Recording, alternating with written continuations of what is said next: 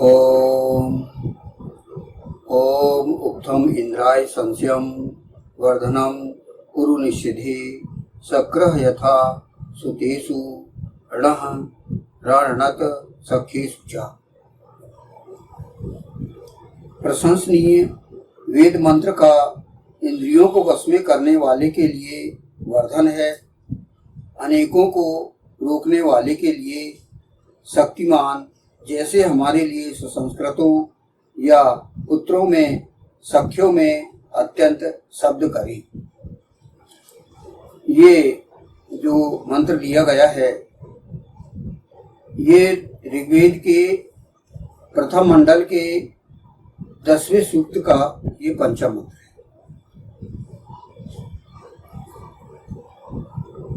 ये जो पंचम मंत्र है, इस मंत्र का जो छंद है विराट अनुष्टुप है और जो इसके पूर्व हमारे वैदिक पर्सपेक्टिव में जो मैटर डाला है चतुर्थ मंत्र तक डाला है। तो इसके बाद हम पंचम मंत्र से ये मंत्र का व्याख्यान हम प्रारंभ कर रहे हैं। फुटनोट है, प्रशंसनीय वेद मंत्र का इंद्रियों को वश में करने वाले के लिए वर्धन है। संशयम उक्थम इंद्राय वर्धनम। तो इस फुटनोट की यहाँ पर व्याख्या की गई है। इंद्रियों को वश में करने वाला वेद मंत्रों, प्रशंसनीय वेद मंत्रों के द्वारा अभिव्यक्त होता है।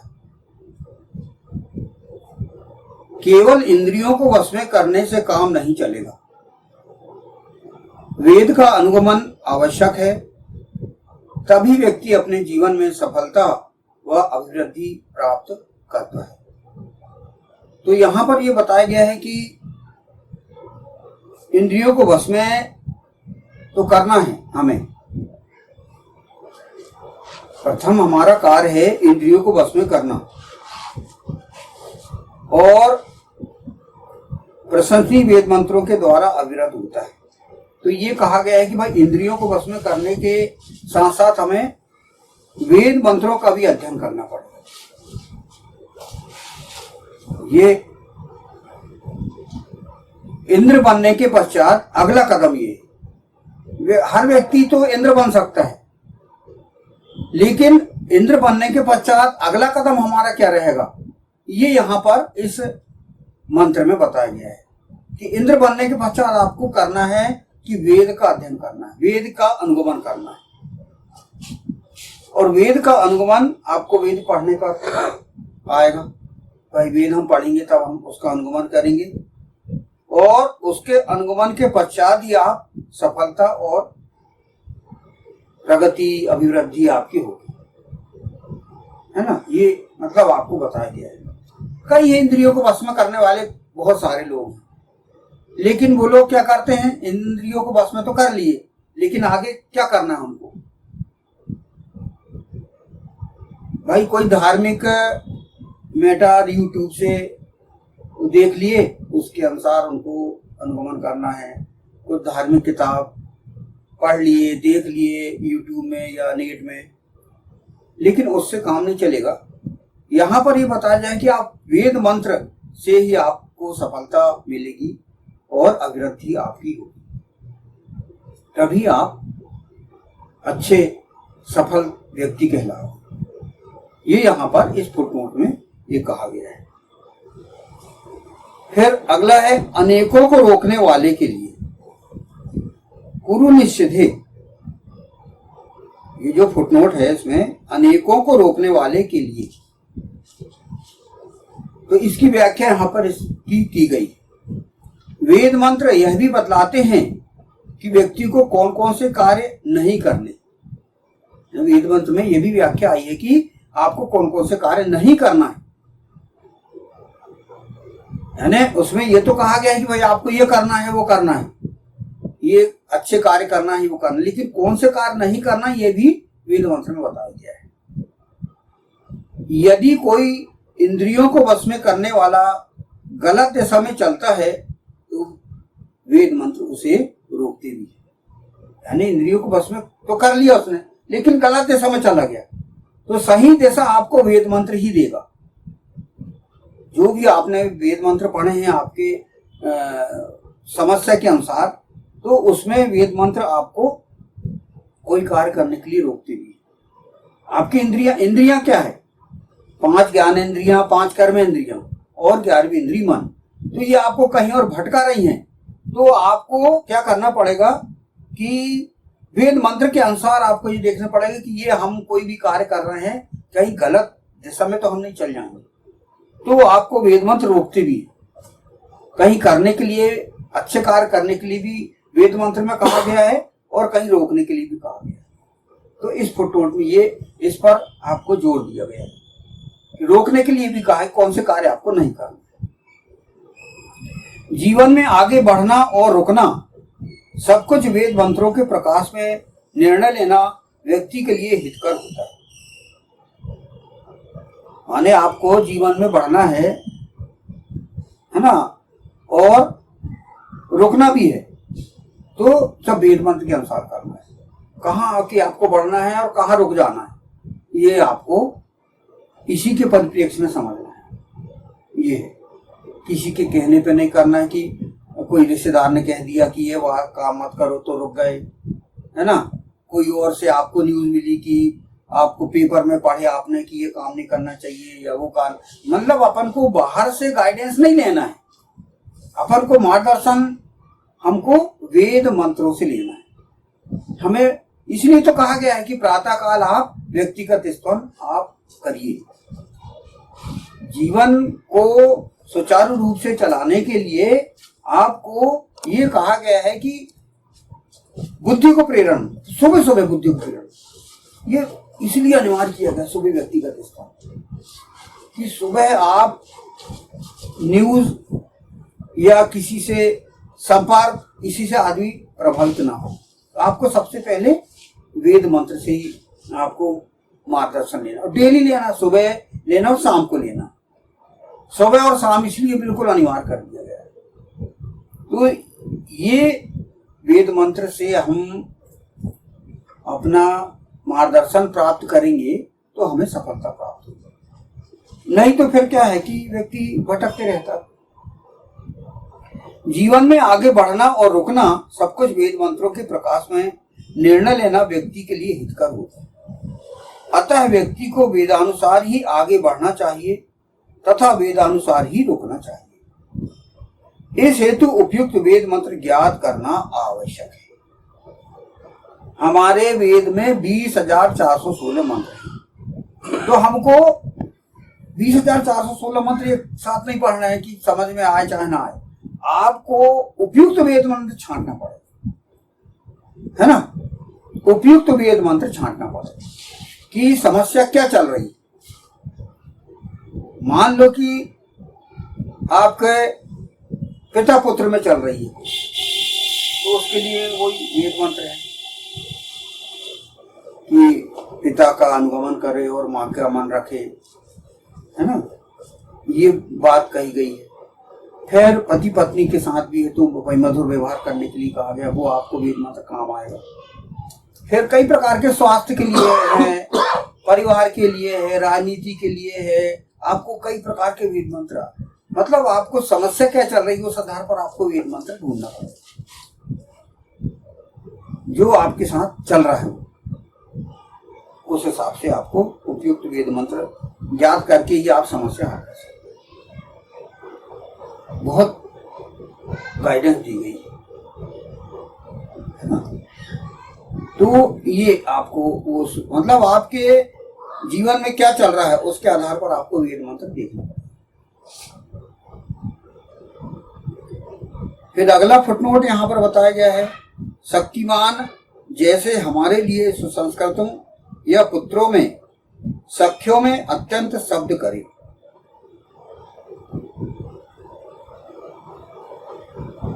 शक्रः यथा सुतेषु रणः रारणत सख्येषु च। तो इस फुटनोट की यहाँ पर व्याख्या की गई है। ईशान परम परमात्मा का आदेश पालन, वेदाचरण इंद्रियों को वश में करने वाले व्यक्ति को शक्तिमान बनाता है। सत्कर्मों, नैतिक नियमों के पालन की शक्ति, नैतिकता की शक्ति व्यक्ति को शक्तिशाली बनाती है। यानी व्यक्ति ईशान पर परमात्मा का आदेश पालन करता है। यानी ईशान का आदेश पालन करना मतलब वेद मंत्र को पढ़ के उसका अनुगमन करना, ये आदेश पालन ये करता है, वेदाचरण करता है और उससे फिर व्यक्ति शक्तिमान बन जाता है, व्यक्ति को शक्तिमान बनाता है। फिर सत्कर्मों, नैतिक नियमों के पालन की शक्ति, नैतिकता की शक्ति व्यक्ति को शक्तिशाली बनाता है। ये आदमी को मतलब कॉन्फिडेंस कहाँ से आता है व्यक्ति को, वही यहाँ पर बताएगी कि आपको कॉन्फिडेंस आपको अपने जीवन में कहाँ से लेना है, वेद मंत्रों से। वेद के अनुसार आपको आचरण करना है और आचरण करके आपको शक्तिमान बनना है। शक्तिमान बन गए आप, नैतिकता के नियमों का पालन करोगे, आपका कॉन्फिडेंस बढ़ेगा। ये यहाँ पर ये बताया गया है। ऐसे शक्तिमान का यह कार्य है कि वह सुसंस्कृतों को अपने शक्तिमान के विषय में बताए तथा सत्कर्म करने वाले पुत्रों और अपने सखाओं को इस विषय में अधिकाधिक बताए, ताकि अधिक से अधिक लोग इस जीवन शैली के विषय में जानकारी अर्जित कर सकें तथा उससे लाभान्वित हो सकें। तो यहाँ पर यह बताया जा रहा है कि आप तो आचरण करो ही, आप तो वेद का अनुगमन करो ही और उससे आप शक्तिमान भी बनोगे, सुसंस्कृत भी बनोगे, नैतिक भी बनोगे, सब होगा। तो आपको सफलता भी मिलेगी। तो सफलता मिलेगी आपको, जो आपके संपर्क वाले हैं, आपके मित्र हैं, आपके बाद वाले पुत्र हैं या आपके संपर्क, उनको बताना है कि मैंने भाई ये अनुगमन करके, वेद का आचरण करके मैंने ये सफलता प्राप्त की। तो ये बताना है लोगों को, खुद अपने यानी सीमित नहीं रखना अपने अंदर। कई व्यक्ति क्या होते हैं, जैसे कोई कंप्यूटर का सॉफ्टवेयर चलाने में कोई महारत उसको हासिल है तो वो सामने वाले को बताता है, छुपा के रखते, करें मैं क्यों बताऊं भाई, जबकि ऐसा नहीं है। ज्ञान देने से आपका ज्ञान बढ़ता ही है।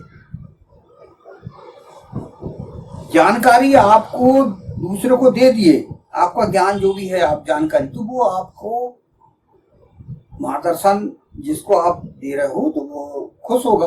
उससे क्या है कि आपके संबंध अच्छे बनेंगे और सफलता होगी। आपका एक अगला जो है व्यक्ति साथी बन गया और आपका जो ज्ञान है वो उसको शिफ्ट कर दिए। भाई आज व्यक्ति के जीवन का कोई भरोसा नहीं है ना। 30-35 साल, 40-45 साल के व्यक्ति हार्ट अटैक में समाप्त हो रहे हैं, तो 60-70 साल वालों का क्या कह दो। इसीलिए अपने पास जो ज्ञान है, जो जानकारी, वो सामने वालों को शिफ्ट कर कि भैया हमको जो जानकारी है, हमने जो ऐसे ऐसे सफलता प्राप्त की है, हमको जो आज पाए हैं हमने, वो इस कारण पाए हैं, वो बता दो सामने वाले और उसको भी आप आगे बढ़ाओ। यही तो विश्व पार करने वाले भी अपना वही जीवन उद्देश्य। भाई हमारा जो आंदोलन है सुकृतों के समाज रचना का अंतहीन आंदोलन है। हमारा जो विश्व है संस्थान है, हिंदू विश्व संस्थान जो है, वो क्या है, सुकृतों की समाज रचना का अंतहीन आंदोलन। हम सुकृत बने और सामने वाले को सुकृत बनाएं, हम जो करें अच्छे कार्य सामने वाले को बताएं, और यही हमारा समाज निर्माण है।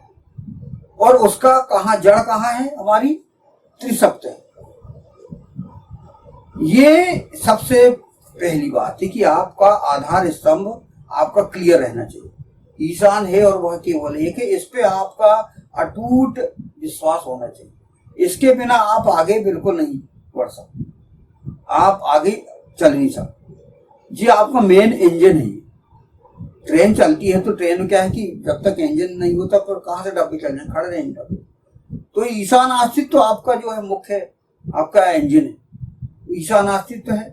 फिर वेद, शाश्वत संविधान ग्रंथ ये मानना पड़ेगा, और फिर दिव्य जन्म और दिव्य कर्म सत्कर्म उसको आपको मानना पड़ेगा। तो ये आधार स्तंभ अपना, संस्थान का आधार स्तंभ अपना यही ईशान है, और वह केवल एक है, एक मानना है आपको, पूरी तरह से एक मानना है, और एक मानते हुए आपको उसका जो ज्ञान है, वेद आचरण, वेद, उस पर आपको चलना है। वेद मंत्रों से आपको अपना जीवन शुरू करना है। ये आधार स्तंभ है। ईशान है वह केवल एक है, वेद उसका अखिल सृष्टि का शाश्वत संविधान ग्रंथ है, और देवजन होता है और होकर रहेगा। ये सब जो है आपको आधार स्तंभ के अनुसार पालन करना पड़ेगा। ये मतलब आपको माइंड बनाता है, ये आपका सैद्धांतिक आपको वो कर, इसमें मतलब करने को कुछ नहीं है, इनको आपको सिर्फ मान्यता है, आपको माइंड बनाता है। माइंड बनाना यही तो मेन है, क्योंकि आदमी की सोच कहाँ से बनती है? अच्छी सोच ईशानास्तित्व से, वेद मंत्रों से, वेद से ये सोच बनती है। तो ये आधार अपनी किसी की बिल्डिंग बनाना हो तो सबसे पहले अपन जो है गड्ढा खोदते हैं, उसमें कॉलम भरते हैं, मजबूत कॉलम भरते हैं, और अच्छी प्लिंथ बहुत मजबूत करते हैं, ताकि हमारा 5, 6, 10 माले का बिल्डिंग अपन बना सकते हैं। लेकिन सबसे पहले बेस मजबूत करना पड़ेगा। तो हमारा बेस वही है, बेस वही है कि हम आधार स्तंभ को सबसे पहले सुदृढ़ करना। तो हमारे यहाँ जो है, चाहे यहाँ हो, बाहर हो, कहीं भी जो है, वो जो है आपको मतलब क्या करना है कि बेस को मजबूत करना है। हम बेस में जो है कमजोर है ना, हम बेस मजबूत नहीं, हमारा बेस जो है कमजोर है। ईशान अस्तित्व में हम जो है अभी सुदृढ़ नहीं है, उस पर मेहनत करना पड़ेगा, और उसमें हमने मेहनत कर ली तो आगे फिर आपको आचरण क्या करना है, स्तोत्र करना है, आय पंचमांश मंत्र, और उसमें आपका जीवन उद्देश्य विश्व कार्य करना वो करना। तो ये सब आपको वेद मंत्रों के परिप्रेक्ष्य में सब बताया गया है। तो ये आपको ये करना है, और दूसरों को बताना, सामने वाले को। तो यहाँ पर यही बताया गया है, वेद की यही विशेषता है कि वह अपने अनुयायियों को यह शिक्षा देता है कि वेद पर आचरण के माध्यम से यदि कुछ उपलब्धियां प्राप्त करते हैं तो उसे केवल अपने आप तक सीमित ना रखें, अपितु अपनी उपलब्धियों की चर्चा अधिक से अधिक लोगों से करें, ताकि अन्य लोग भी उनकी जानकारी का लाभ उठा सकें